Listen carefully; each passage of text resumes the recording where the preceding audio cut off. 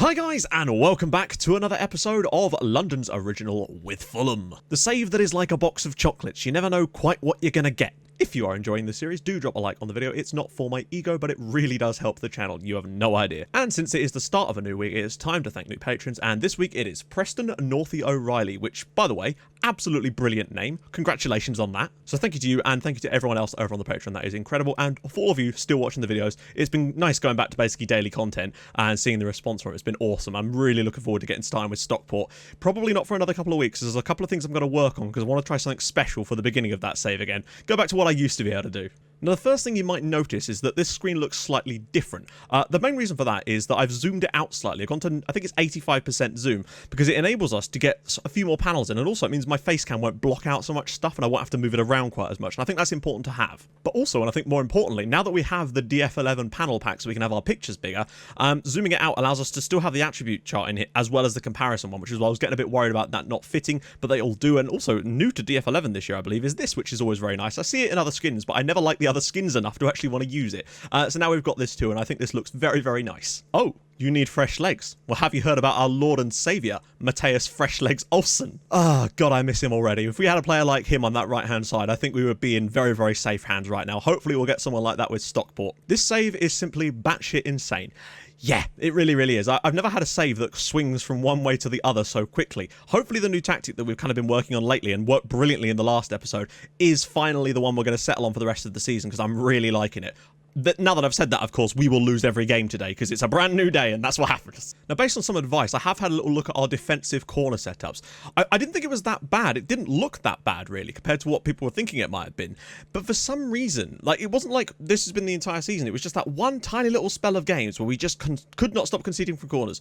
The only thing I can think of is that when we switched around the tactics at the start of that episode, it moved players out of the positions that they're usually in for the corners, and we had players that were mismatched against their opposition. And then when we switched back to the other slightly changed tactic, that might have actually fixed a lot of those problems automatically. I have made a few minor changes though to bring an extra player back and change some of the sort of decisions that we're going to make in those areas, so we'll see today if it makes any difference. I am still looking at some players and scouting some stuff because we are going to go a bit ham on that in the summer, because we're definitely going to be doing a second season of this save, I think, because I don't think I'm going to get Stockport ready in time, basically. Confusingly, my assistant had us scheduled in for a match practice on Sunday with a game on Monday.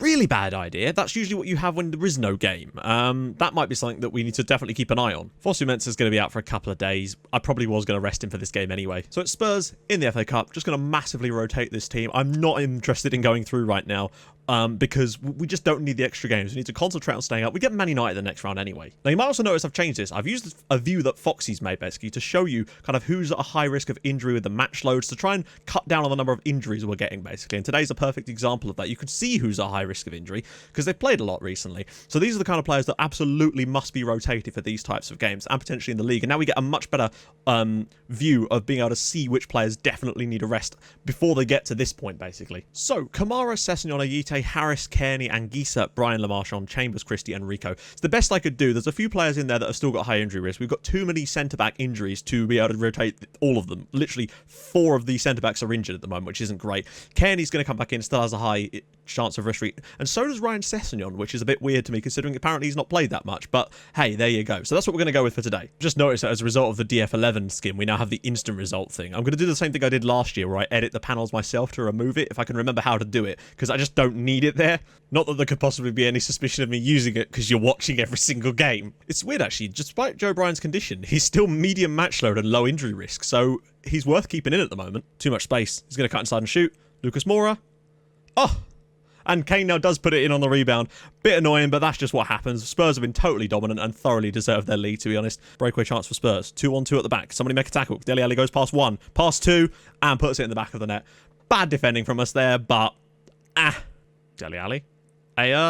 Oh, Lucas Moura with the header at the back post. It's 3-0 Spurs. Honestly, with the amount of chances we've gifted them in this game, it could have been a lot worse than 3-0. But 3-0 is really alright with me. Kamara's done nothing today. He is a very, very bad footballer. Kate. And that's 3-0 to Spurs. Oh well, there you go. Huddersfield have now gone and won away at Wolves. Back-to-back wins for them has pushed us a little bit closer than I would like. Burnley lose to Newcastle, Leicester lose, and Southampton lose. Those are all big losses for us. Bettinelli has now withdrawn his transfer request. Sure, welcome back into the bosom. Cardiff are playing Palace and West Ham are playing Arsenal. A draw in that game and a defeat for West Ham would be perfect stuff right now.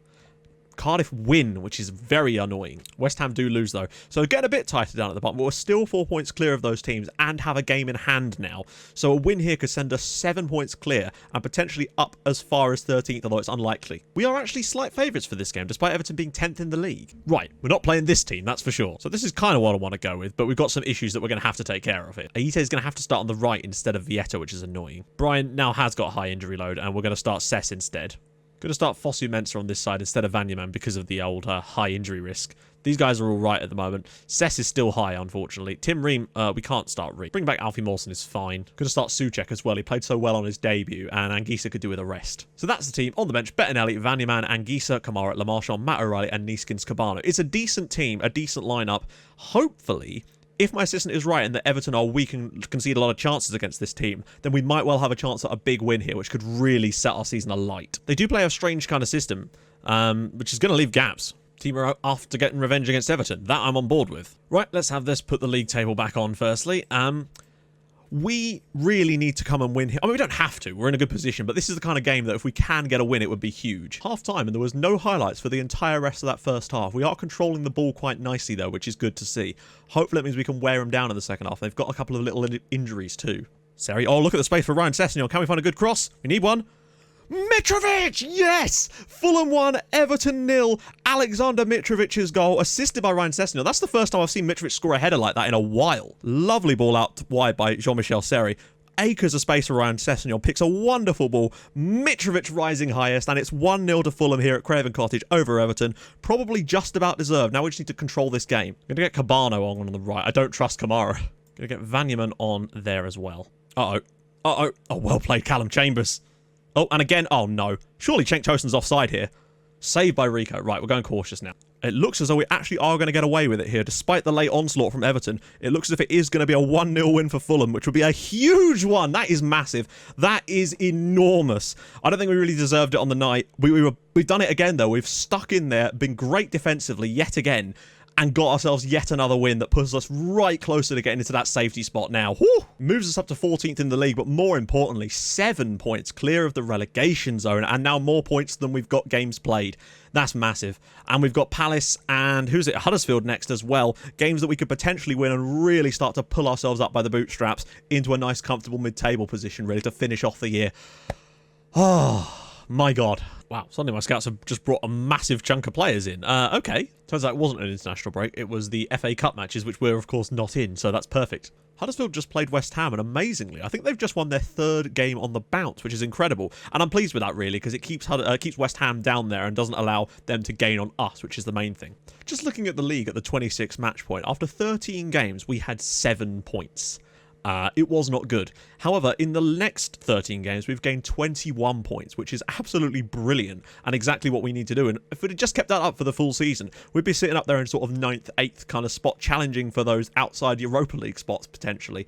Perhaps not quite as high up as that, but it certainly means that I think we've got something now. Mitro's injured only for 2 days, and we've got 5 days to the next game. We should be all right. To make things better for us, Huddersfield have just won the League Cup, but they've gone to penalties in order to do it, so they are going to be knackered by the time our game comes around. So Leicester City lose, Cardiff City lose, Southampton lose, West Ham do win, which is a bit of a pain, and Wolves lose. But the point is, we now have 2 games in hand on some of these teams, and we're 5 points clear of most of them, which is very, very nice for us right now. So thanks to the wonders of that huge rest, all of our players are at 100%. They all have a low injury risk, a light match load. They're all fresh and ready to go, and I don't think Huddersfield will be somehow. So, Mitrovic, Schürrle, Ayite, because Vieta is still injured. Johansson, Seri, and Souček in the middle. Cess I'm going to keep in at left back because he's played a bit better than Brian and he got an assist, so I think he deserves it. Mawson and Chambers, Vanyaman at right back, just to see if he can forge away into the team, and Rico in goal. On the bench, Fabrizio, Fosu Mensah, Kearney, Cabano, Adoy, Joe Bryan, and Abubakar Kamara. Solid bench, solid team. Let's have this.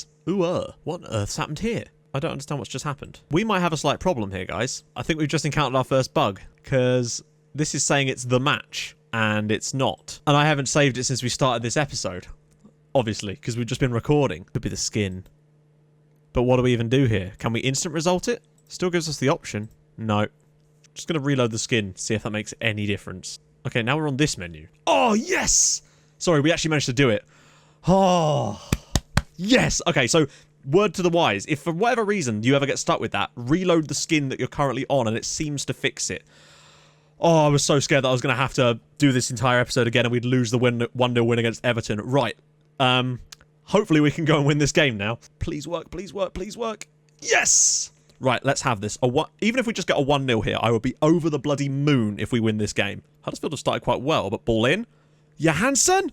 Oh, Souček, E10. Souček, it's in the back of the net. Thomas Souček with his first goal for Fulham gives us the lead against Huddersfield at a massive moment. 10 minutes into the game, we already have the lead. This is perfect. Now we can try and make them lose all their energy that they don't already have. I thought this should have gone in initially, but comes back to Souček. Eventually comes back to him again, and just first time strike. Keeper gets a touch to it, but it is not enough. And it's his first goal for the club after just 10 minutes here.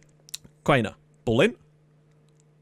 And we've conceded a penalty. Lure will step up, and it's saved by Sergio Rico. The amount of penalties he's saved this season is unreal. The later this game goes on and we're still in front, the more happy I'll be because they're going to get more and more tired. Aite's ball in. Schürrle! It's 2-0 to Fulham after just 19 minutes. Andre Schürrle with the headed goal, and we're now 2-0 up against an incredibly tired Huddersfield Town. Oh, not cut out. Uh-oh, Van La Parra's in. Watch out for the pullback. And he's put it in the back of the net. Rajiv Van La Parra with a goal back for Huddersfield Town. What a bloody first half. Seri's now injured and is going to come off. That doesn't matter, though, because we've got Tom Cairney to come straight into this team. Yeah, I'd say we thoroughly deserve to be in front in this one. If anything, they're a little bit lucky to have it. Nah, they're not. They've created chances. Barely losing 2, though. We need to get the win, though. We should be more goals in front in this game, really. But at least they're starting to get much more tired than us now. Aite goes round his man like he's not even there. And now he's been fouled badly. And that could be a red. And it's going to be a red card for Löw. Misery of the day. And that's him gone. They've given him a me. In fact, it looks like a straight red. I'm going to get Joe Bryan on for Sessegnon just for fresh legs. Freshen up both the fullbacks, actually. And... yes! Fulham 2, Huddersfield 1. Another win for Fulham. Very, very good performance from us. 2 early goals. They got one back. Possibly could have had another one back with the penalty miss. But fantastic performance again and another massive win. Yes! Oh, damn. Youth Academy. I totally forgot about this. Golden Generation, you say. Hussein Pirbhai. That's a cool one. Alright, let's see what we got. No. Well, it'd be good if we could see them. Auto size all... oh, hello. Hussein Pirbhai. Hello.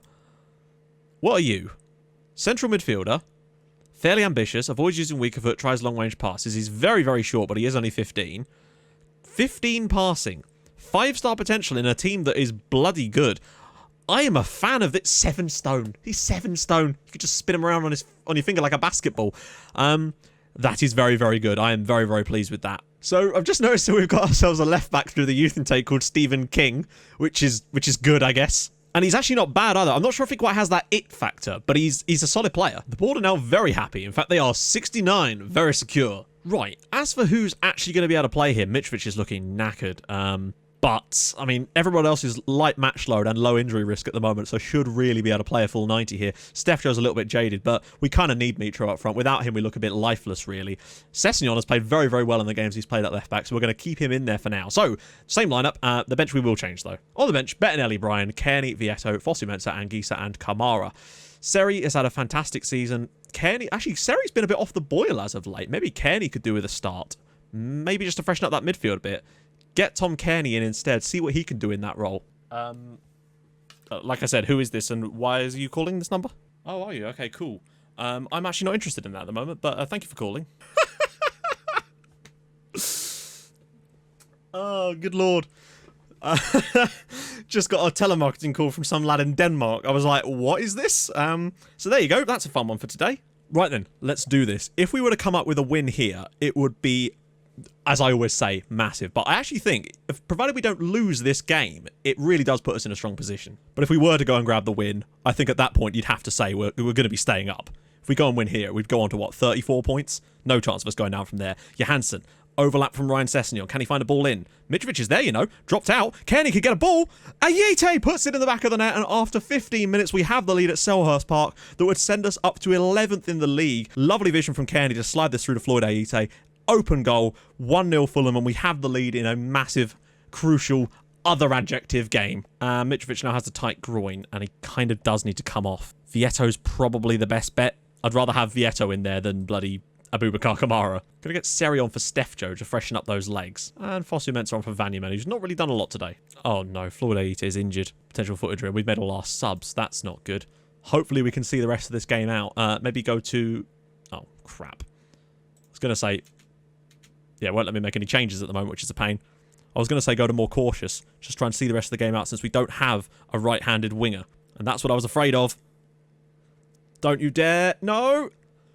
Oh, it's deflected on and in. And Andros Townsend equalises for Crystal Palace. I thought we were going to grab yet another victory, but the injury hasn't helped us there at all. That being said, even when this comes all the way through, it's still a deflection that takes it into the back of the net. We cannot stop conceding deflected goals. Surely we're... Yeah, there we go. Palace 1, Fulham 1. Not the best result on the night. I think we could have done a bit better. But you don't always get what you need. It's another point on the board towards our survival, and that's the main thing. But after all that, we're sitting pretty in 11th place in the league. 32 points on the board. We're still 9 points clear of the drop zone, which is kind of where we need to be right now. Everything is looking very, very rosy for us. I think for us to go down from now would be very, very bad. Still got games like Cardiff coming up too, which will be in the next episode, along with Chelsea and Wolves. 2 more winnable games in there. Chelsea is just a free hit, but then Wolves and Cardiff, again, there's definitely points on the board as we edge towards 40. So if you have enjoyed this episode, how many games have we won in a row? Oh, no, we hadn't because we lost to Spurs. But before that, we've won 4 of our last 5 games before the Palace game, which is bloody excellent. Anyway, if you have enjoyed it, drop a like on the video, that would be great. And if you're new to the channel, hit that big old red subscribe button for more videos like this, now that we're starting to see a bit more success with this team. And I'll join you guys in the next episode with a tough one against Chelsea, but then more winnable games against Cardiff and Wolves before we enter a slightly more difficult home stretch to the season. I'll see you guys soon. Thank you so much for watching. Bye-bye.